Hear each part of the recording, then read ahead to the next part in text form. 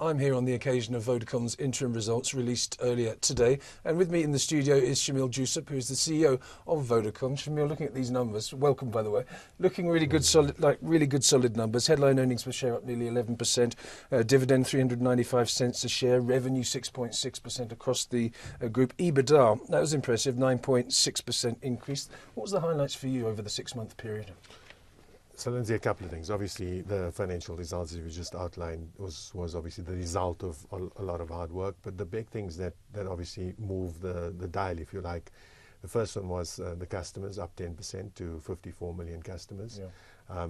30 million in South Africa, just over 30 million in South Africa, 24 million in international. So that was clearly one of the highlights. The fact that we've added 950,000 customers in South Africa, 2.4 million international. It's really shown that our strategy is working. Let's come back to the South Africa story. 949,000 increased subscribers. Is that because things have become simpler? Have you sort of refined your packages and it's easier for people to say, right, I understand that, so therefore I'm going for Vodacom? The strategy, Lindsay, has been really to have a complete overhaul in pricing. So from about February this year, we revamped our contract pricing, our prepaid pricing, and recently we've just launched a whole new range of top-up pricing. In contract, really, it was about moving customers into integrated plans, so moving from what was a voice-centric world into a data-centric world, but giving customers more value. So if a customer was spending 300 Rand, we've migrated them to a new plan, but given them more minutes, more megas, and more SMS for their spend. And that's how we've created the pricing transformation. In prepaid, we've launched a whole new set of plans, but also bundles. And the whole bundle, daily bundles, weekly bundles, and so on, have proven to be very successful. And the latest is what we call time-based bundles. Yeah. So allowing customers, that are caught up, that are cash-strapped at the moment, to buy in even smaller increments. So for 3.99, you can buy an hour of airtime, and it expires within an hour. On that note about customers being a little bit cash-strapped at the moment, do you find that with the ongoing, what I still call a mini recession in South Africa, that your stock is defensive, that people are still paying for their mobile and their data usage and everything else, despite the fact that they're hard-pressed? Or are they genuinely sensitive to their current situations? So I think people are genuinely sensitive to their current situation. I think the high end of the market's a little bit more resilient. I think the low end of the market is more strapped, and I think one needs to see it as and the stance we've taken is to say, look, it's a reality of life. How do we adjust our business to be able to capitalize on this opportunity or weakness in the economy? And that gives customers the ability to buy in smaller increments. And I think that so basically more hand to mouth, if you like, but really building on that and making sure that we give customers what they really need. On the EBITDA front, the number that I thought was probably the most impressive out of the data that we've just mentioned was their margin expansion. Is that why it was such a good number?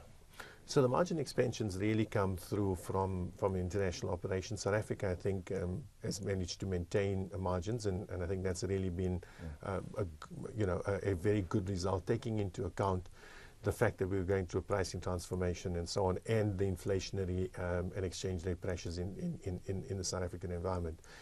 And so we've managed to keep OPEX flat, and that's helped us to basically deliver a flat EBITDA margin. The international operations quite impressive. Margins are expanding to 31.3%. So each year now we're starting to see an improvement in the margins in our international opcos as we end up getting more and more scale. On the South African market, it's become very, very competitive. It always has been, but even more so at the moment, even more rarefied an atmosphere, I think. With that 950,000 new people coming into the Vodacom family, have you gained market share, do you think? Yes, very much so. I mean, by our estimates, we've managed to restore our market share back to what I call 2010 levels. And that's been really successful. And I think really the underlying reason for that is because we've truly gone through a pricing transformation. So as I said, we invested heavily in network capacity, brought down, invested in the network capacity on the one side, then used that opportunity to bring down prices and push for an increase in volume.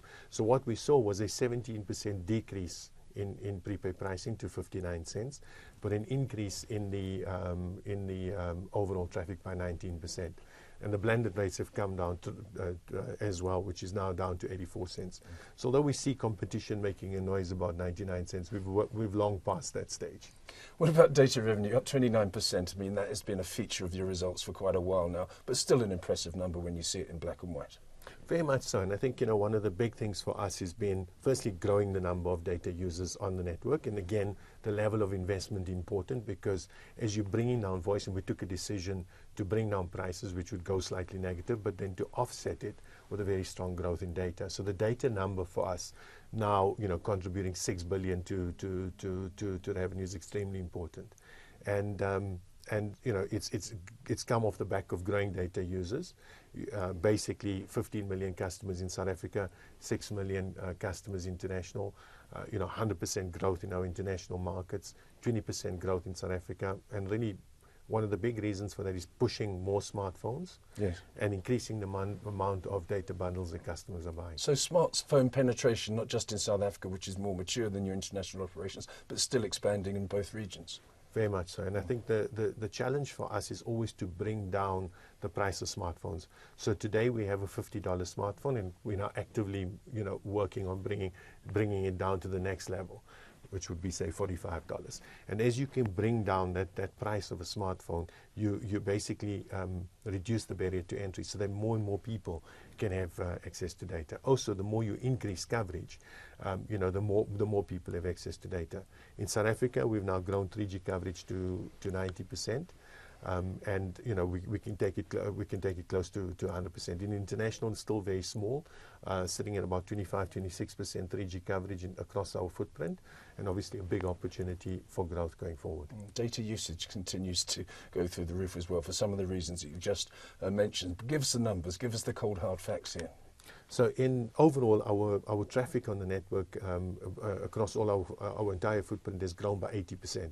In South Africa, it's grown by more than 70%, which is quite impressive when you think, the average smartphone user is now using 220 megs on his phone.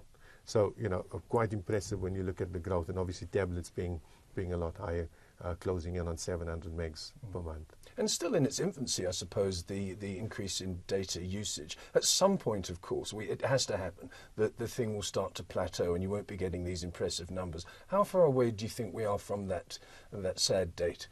I think we have a good couple of years of growth, and I think data is going to be more and more part of our lives, and the number of connected devices that a person has will continue to grow. So, I think we can expect at least in South Africa 6 to 8 connected devices per person by 2020. So I think, and also the usage of data as it becomes more and more part of our lives, social networking, but also having different devices connected, things like your car being connected and so on.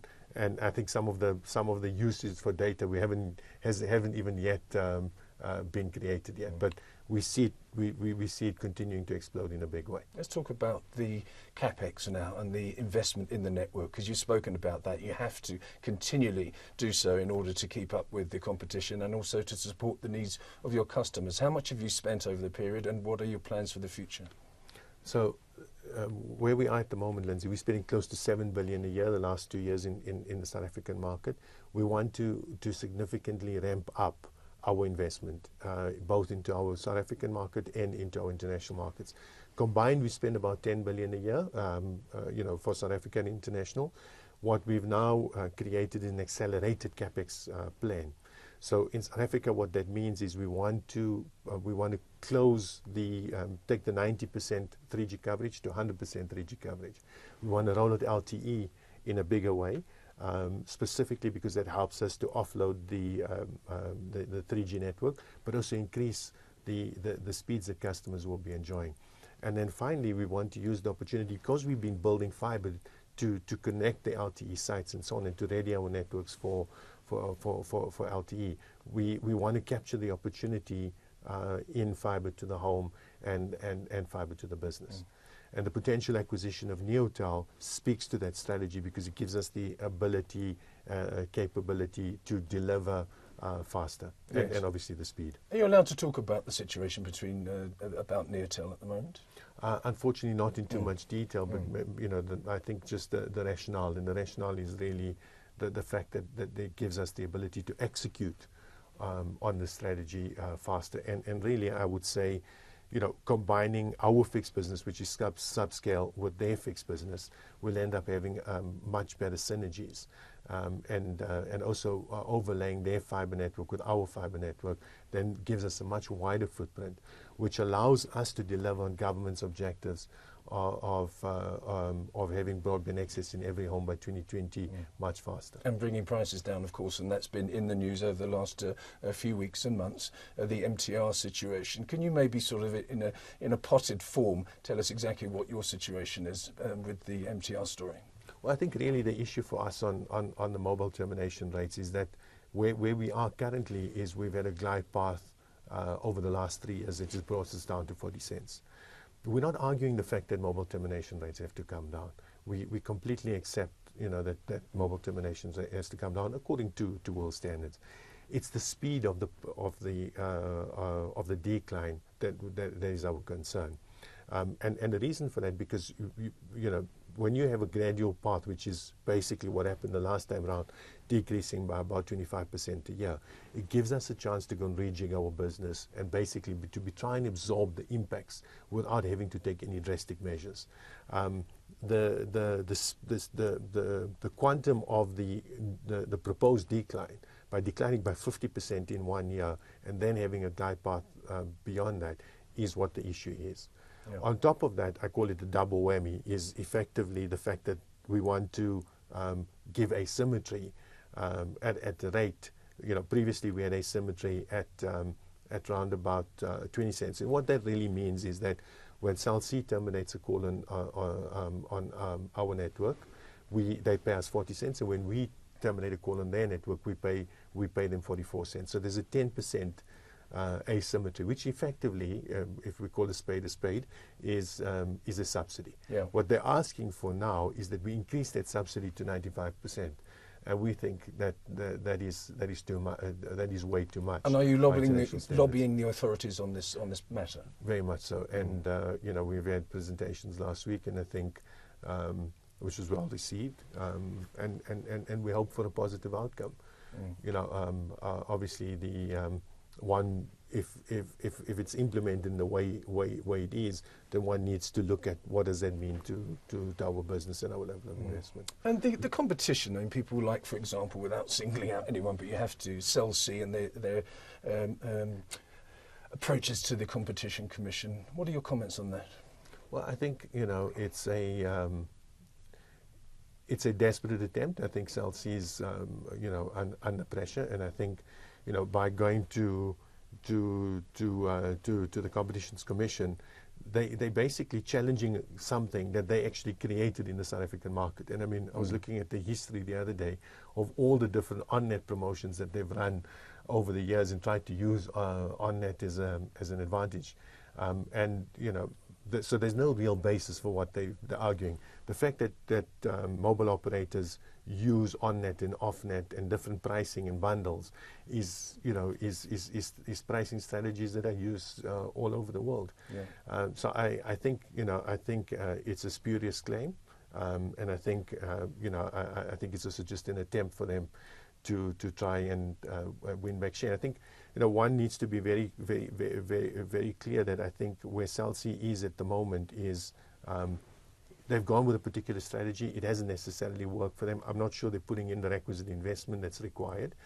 And now they, basically going to ask the referee to play on their side, which is both the regulator and the Competitions Commission. Yeah. Just going back to the network investment, if things don't go as well as you'd like with the CASA, does that affect your future spend? Well, I think one has to look at the overall spend and the overall impact, and obviously if the impact is bigger than what we were envisaging, one will have to revise that level of investment that we were planning to put in. Yeah. So, I'm quite pleased that, we've managed to increase the level of investment and have had the support of our shareholders. And, you know, I think, you know, one of the big things has obviously been the fact that Vodafone has their Project Spring, which is, you know, which is an increased level of investment post the Verizon transaction, and so that's given us their cash flush, in other words. Yes, that's given us the ability to obviously push for a bigger spend in both the South African and international environments. So, you know, I think you know, we need to do whatever we can to encourage that investment. Just finally, a word to your customers and to your staff after these results. Well, you know, what I'd like to say to the staff is, guys, really, really well done. Congratulations. It's a great set of results, and I think, you know, as you know, we've been pushing extremely hard over the last year, and I think, you know, we can be proud of what we've achieved. Shamil, thanks very much for your time. Thank you, Lindsay.